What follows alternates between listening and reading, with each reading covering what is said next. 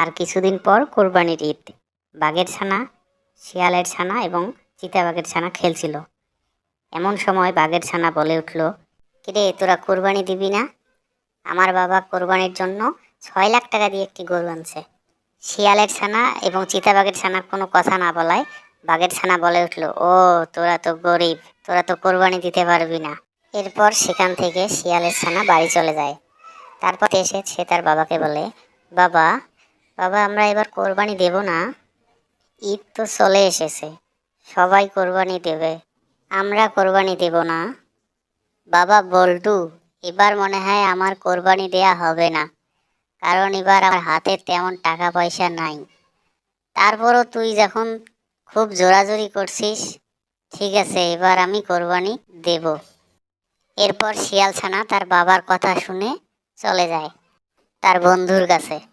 পিছন থেকে তার বাবা বলে, বাবা বল্টু কই যাচ্ছিস? অন্যদিকে চিতাবাঘের ছানা তার বাবার কাছে আসে একই কথা নিয়ে। চিতাবাঘ তার ঘরের সামনে বিশ্রাম নিচ্ছিল। এই সময় তার কাছে তার ছানা চলে আসে। চিতাবাঘের ছানা এসে বলে, বাবা সবাই কোরবানি দিচ্ছে, বল্টুর বাবাও কোরবানি দেবে, তুমি কোরবানি দিবা না? ছানার কথা শুনে চিতাবাঘ বলে, বাবা সবার অবস্থা আর আমার অবস্থা এক না, এবার আমি দুমুঠো খেতেই পারতেছি না, কোরবানি দেব কিভাবে? ঠিক আছে বল্টুর বাবা যেহেতু কোরবানি দিচ্ছে, সে বল্টুর বাবার সাথে কথা বলে দেখি ছোটখাটো কিছু কোরবানি দিতে পারি কিনা। এরপর চিতাবাঘ এবং শিয়াল একটি গাছের নিচে কথা বলতেছিল। শিয়াল বলল, বাঘ ভাই এবার তো বল্টু আমার কোনো কথাই শুনতেছে না, সে এবার কোরবানি দিবেই দিবে। শিয়ালের কথা শুনে চিতাবাঘ বলল, ভাই তোমার তো একটু তাও অবস্থা আছে, আমার তো সেটাও নাই, আমি কিভাবে কোরবানি দেব? বাচ্চাটা কোরবানি কোরবানি করে মাথাটাই খাচ্ছে, এখন কি আর করার, ভবিষ্যতের জন্য কয়টা টাকা রাখছিলাম সেটা দিয়েই কোরবানি দিতে হবে। চলো হাটের দিকে যাই, গিয়ে ছোটখাটো কোনো পশু কিনে নিয়ে আসি। কিছুক্ষণ পর শিয়াল এবং চিতাবাঘ একটি ছাগল কিনে নিয়ে আসে কোরবানির জন্য। ছাগল নিয়ে তারা দুজন মনের আনন্দে বাড়ি ফিরতেছে। অন্যদিকে বাঘ বিশাল বড় গরু আনায় সবাইকে বলে বেড়াচ্ছে যে সে বিশাল বড় গরু এনেছে। এমন সময় পথের মাঝে শিয়াল এবং চিতাবাঘের সাথে বাঘের দেখা হয়। বাঘ বলে, তোমরা এটা কি নিয়ে যাচ্ছ? এটা তো ছাগলের বাচ্চা, এটা দিয়ে তোমরা কাকে দিবা? গরিবদেরকে দিবা না তোমরা খাবা? তোমাদের কাছে তো মাংস থাকবেই না, তোমরা চলে এসো আমার কাছে, আমার বিশাল বড় গরু, আমি সেখান থেকে তোমাদেরকে মাংস দেব।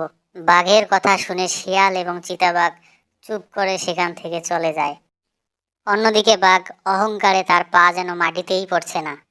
এমন সময় তার চিন্তা হলো, এত বড় গরু মাঠে বেঁধে রেখে এসেছি, রোদের মধ্যে যদি কিছু হয়ে যায়। সে এই বলে গরুর কাছে চলে যায়। মাঠের মধ্যে গিয়ে সে দেখে তার সাধের গরুটি মাটিতে লুটিয়ে পড়ে আছে।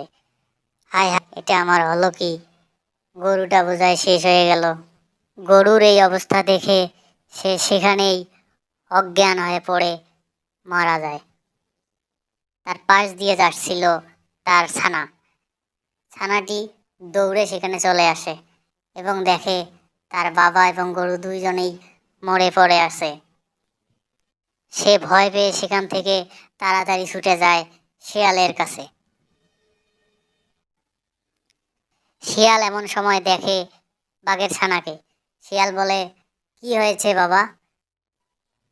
বাঘের ছানা বলে, শিয়াল চাচ্চু, শিয়াল চাচ্চু, আমার বাবা আর আমাদের গরু দুইজনেই মাঠের মধ্যে পড়ে আছে, কেউ কথা বলছে না, তুমি একটু আসবা? বাঘের ছানার কথা শুনে শিয়াল বাঘের ছানাকে বলে, চলো তো কোথায় গিয়ে দেখি। শিয়াল বাঘের ছানার সাথে গিয়ে দেখে ততক্ষণে বাঘ এবং গরু দুজনেই মারা গেছে।